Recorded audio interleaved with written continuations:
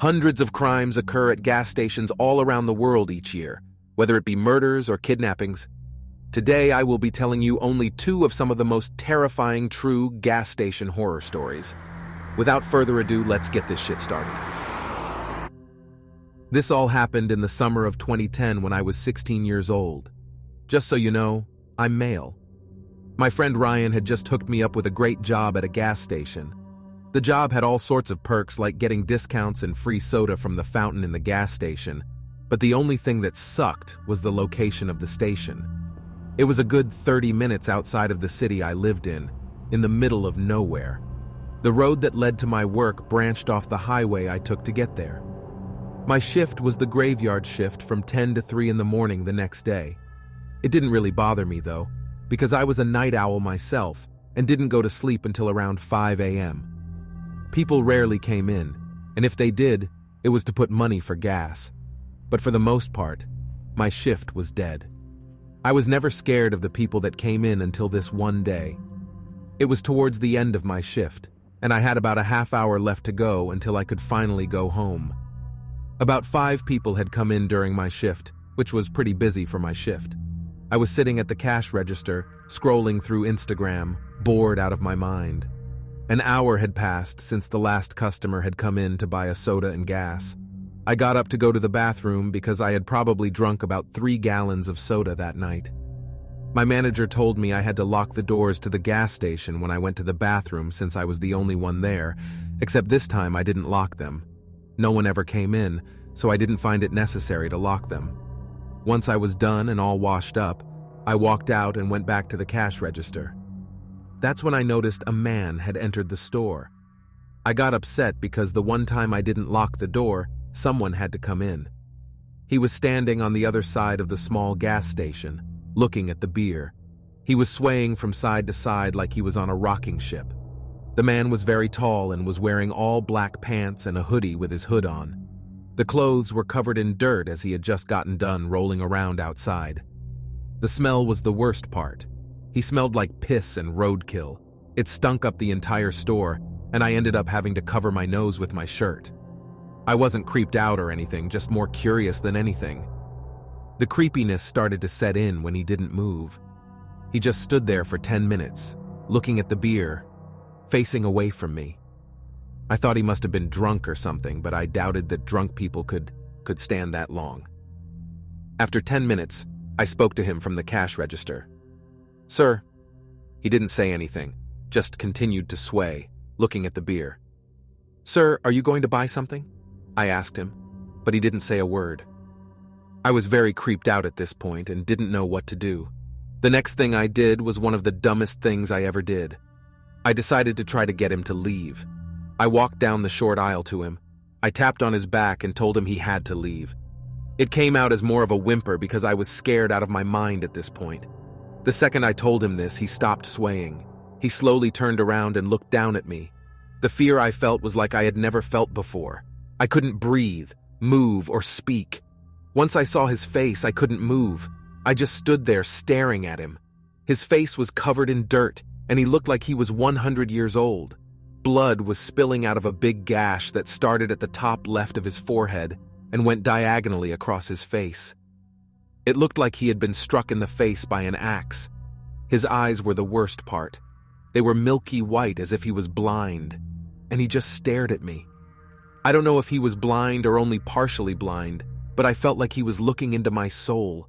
He pushed me with such force I didn't know he had. I tripped and fell back onto the ground, and that's when he pulled out a 10-inch long Bowie knife from behind him.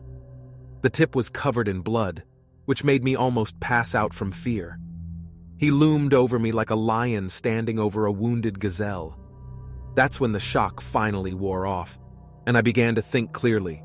I pushed down with my hands and managed to push myself back onto my feet. I turned as fast as I could and ran to the bathroom, then slammed the door shut and locked it. The bathroom was a small, square white box with graffiti all around it. The mirror was cracked, which was kind of ironic considering all the bad luck I was having. I reached for my phone in my pocket because I had forgotten I left it near the cash register. I saw the shadow that his feet were cast under the door, and that's when I heard the tap of his Bowie knife on the door. "Open up!" the creeper said as he began to bang on the door harder and harder. At this point, I just wanted to sit in a corner and go to sleep so that I didn't have to deal with this anymore. But that's when I realized the window above the toilet. The window was one of those small rectangular ones. I got on the toilet and began to open the window. I pushed out the screen of the window and looked back. He had made a large dent in his side of the door that I could see on my side.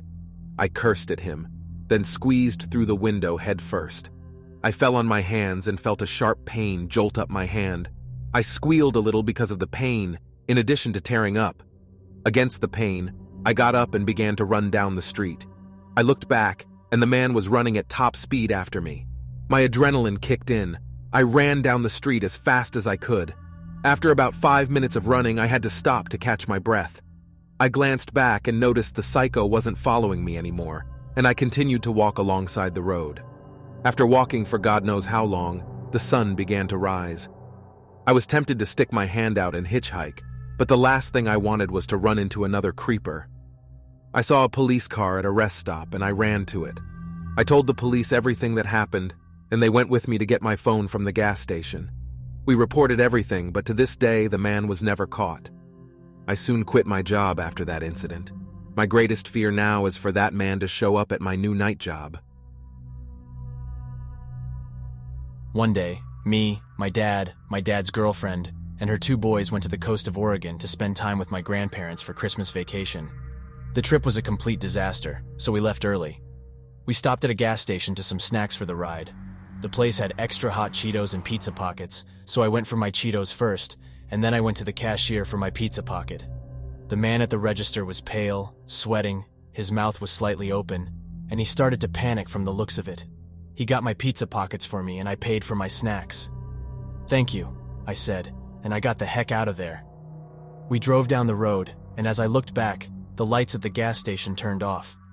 I reckoned the store was closing, and I shuddered at the thought of the man I had just met, being grateful I wouldn't see him ever again. But that wasn't the last time I saw that man, because later down the road we got to a traffic stop, surrounded by multiple cars, and what happened next still haunts my dreams. Someone broke my window and grabbed me by the arm, trying to pull me out of the car. Everyone in the car started screaming all at once, including me. My dad got out of the car and started beating the shit out of the man who attacked me. A big buff man started joining my dad and beat the shit out of the man too. The cops arrived in about 1.5 hours and arrested the man whose face I got a good view of. It was the man from the gas station. No one said a word on the way home. We watched the news and found that the man was a convicted cannibal who had murdered and eaten 4 children. I am terrified thinking about what could have happened if I was taken by a man like that at the young age that I was. I hope the man is in jail, or at the very least getting the help he needs. Alright, thanks guys for listening to my stories. Make sure you like and sub. Make sure you comment down below, share this with your friends, and let me know, is the AI voice better or is my voice better? Because I feel like my voice is so much more annoying. Thank you guys very much. And stay very scary.